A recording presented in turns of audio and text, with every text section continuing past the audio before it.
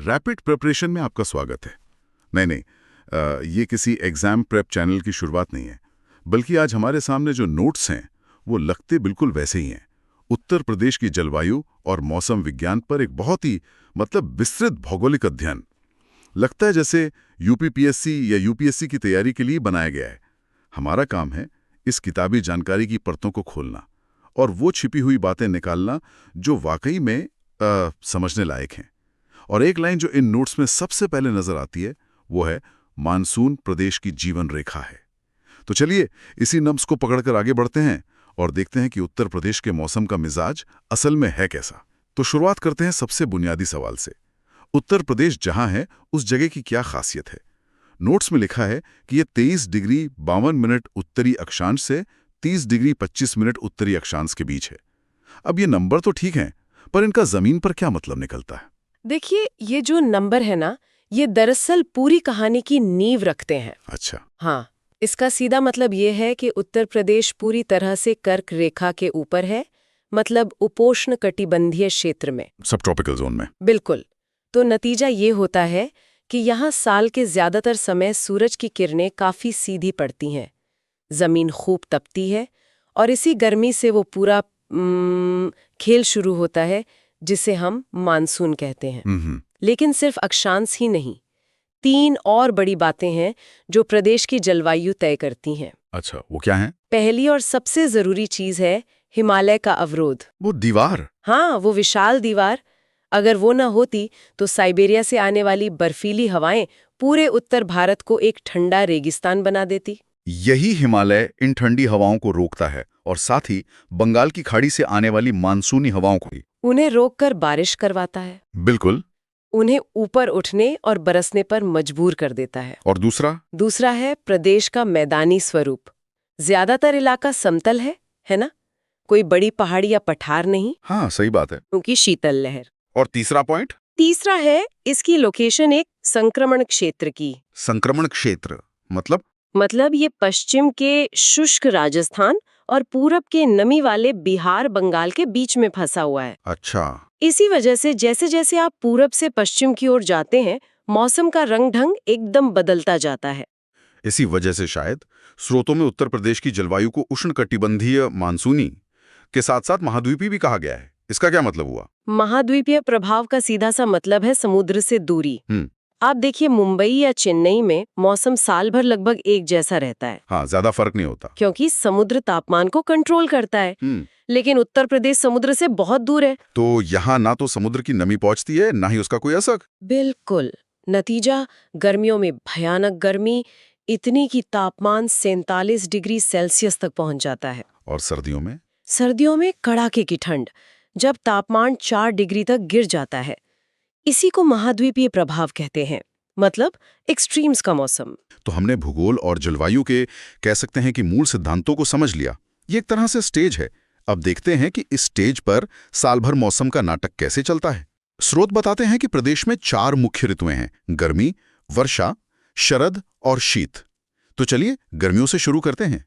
47 degree, ये तो असहनीय लगता है। ऐसी भीषण गर्मी का कोई फायदा भी होता है या ये सिर्फ एक मुसीबत है?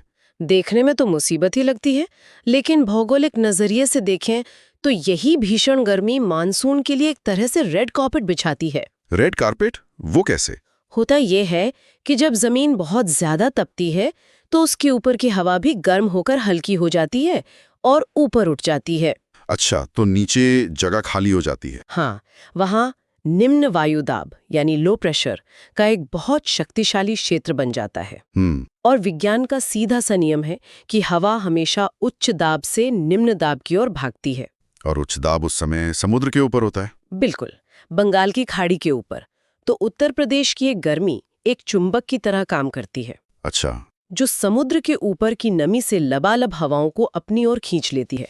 यही हवाएं मानसून कहलाती हैं। और इसी मौसम में लू भी चलती है।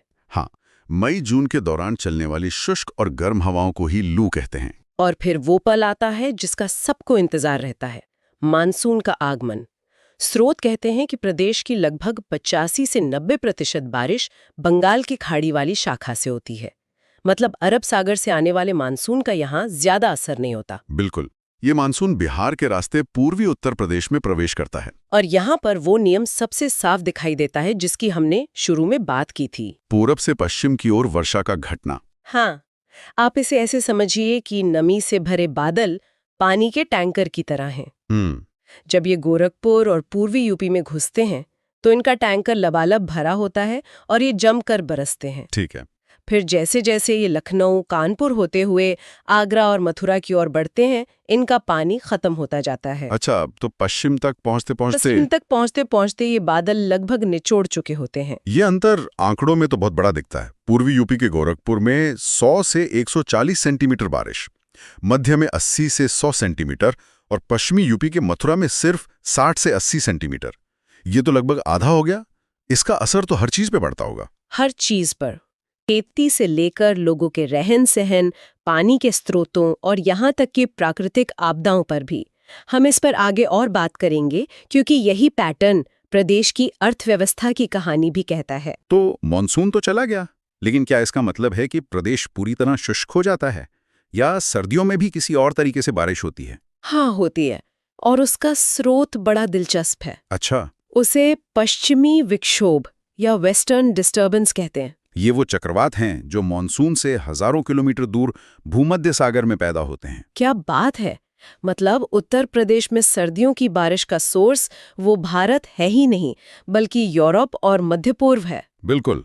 ये चक्रवात ईरान, अफगानिस्तान, पाकिस्तान होते हुए भारत में प्रवेश करते हैं। कमाल की जानकारी है ये तो। और ये जनवरी-फरवरी के महीने में हल्की बारिश करते हैं।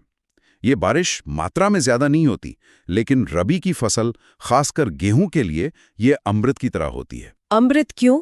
क्योंकि ये ठीक उस समय होती है जब दाने में दूध भर रहा होता है और फसल को एक आखिरी सिंचाई की सख्त जरूरत होती है। अच्छा, एकदम सही टाइम पर। हाँ, बस इसी विक्षोभ के कारण मैदानी इलाकों में घना कोहरा और पाला भी पड़ता है। तो ये तो हुआ मौसम का पूरा चक्र। हाँ। लेकिन ये हमेशा सुखद नहीं होता होगा। हाँ। स्रोत बताते हैं कि यही जलवायु अपने साथ कई आपदाएं भी लेकर आती हैं। हाँ, और ये आपदाएं भी प्रदेश के अलग अलग हिस्सों में उसी पूर्व से पश्चिम वाले पैटर्न के हिसाब से बटी हुई हैं। अच्छा, वो कैसे? जहाँ सबसे ज्यादा बारिश होती है, यानी पूर्वी उत्तर प्रदेश की घाघरा राप्ती नदी घाटियों में, वहाँ हर साल बाढ़ आती होगी। बिल्कुल, वहाँ बाढ़ का कहर आता है।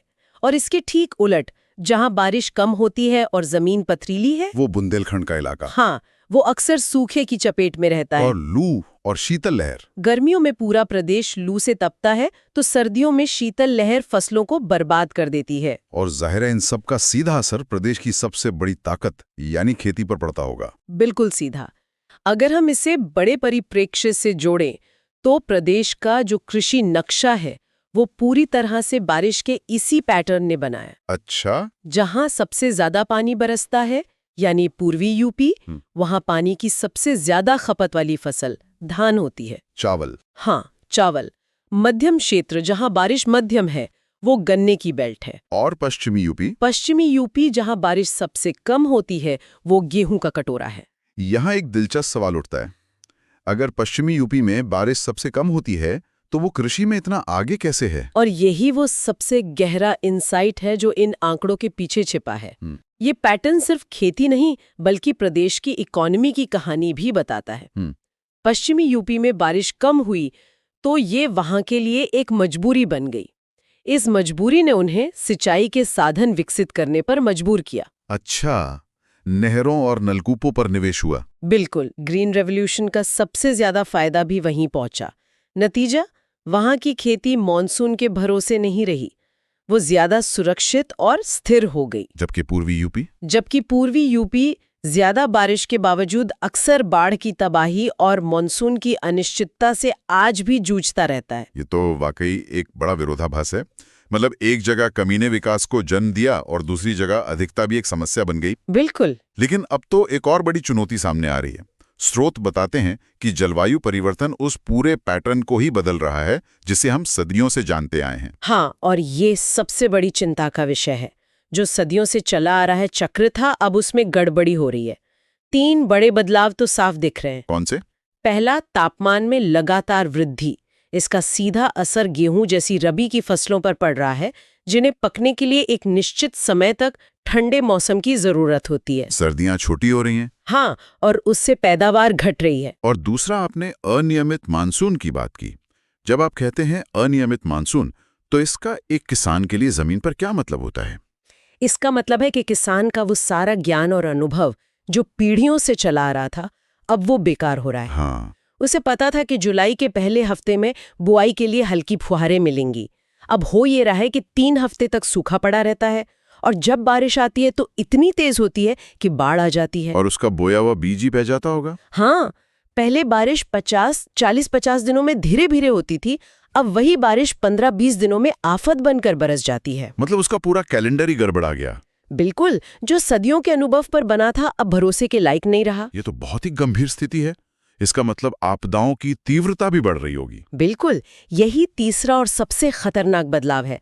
आपदाओं की तीव्रता में वृद्धि, यानी बाढ़ अब और विनाशकारी हो रही है, सूखा और लंबा खिंच रहा है, और लू के दिनों की संख्या बढ़ती जा रही है। तो इस पूरी चर्चा का निचोड़ क्या है? अगर कुछ मुख्य बातें याद रखनी हो, जो इस पूरे भौगोलिक अध्ययन का सार हों। पहली और सबसे जरूरी बात उत्तर प्रदेश की जलवायु उष्ण कटिबंधीय मानसूनी है, जिस पर महाद्वीपीय प्रभाव हावी है। दूसरी बात, जो एक सुनहरे नियम की तरह है, वो ये कि वर्षा की मात्रा पूर्व से पश्चिम की ओर घटती जाती है। और यही नियम सब कुछ तय करता है। हाँ, कृषि से लेकर अर्थव्यवस्था तक। तीसरी, सर्दियों की बारिश का मानसून से कोई लेना देना नहीं, उसका स्रोत हजारों किलोमीटर दूर पश्चिमी विक्षोभ है। और चौथी, प्रदेश का सबसे गर्म और शुष्क क्षेत्र बुंदेलखंड है। तो अंत में वही बात सही साबित होती है जिससे हमने शुरुआत की थी। मानसून सिर्फ एक मौसम नहीं, ये प्रदेश की अर्थव्यवस्था का आधार है, उसकी धड़कन है। बिल्कुल, जब तक मानसून की ये धड़कन सही चलती है, प्रदेश की अर्थव्यवस्था की सांसें भी चलती रहती हैं। लेकिन अब जब ये धड़कन अनियमित हो रही है, तो हमें नए समाधान खोजने ही होंगे। और यहीं पर हम आज की इस बातचीत को एक सवाल के साथ छोड़ जाते हैं। जिस तरह से मानसून का पैटर्न बदल रहा है और पश्चिमी यूपी में जमीन के नीचे का पानी खत्म हो रहा है, क्या भविष्य में उत्तर प्रदेश का कृषि नक्शा पूरी तरह बदल जाएगा? क्या बाढ़ प्रभावित पूर्वी यूपी और सूखाग्रस्त बुंदेलखंड के किसानों को धान और गेहूं छोड़कर मिलेट्स जैसी फसलों को अपनाना होगा? और इस बदलाव के लिए वो कितने तैयार हैं?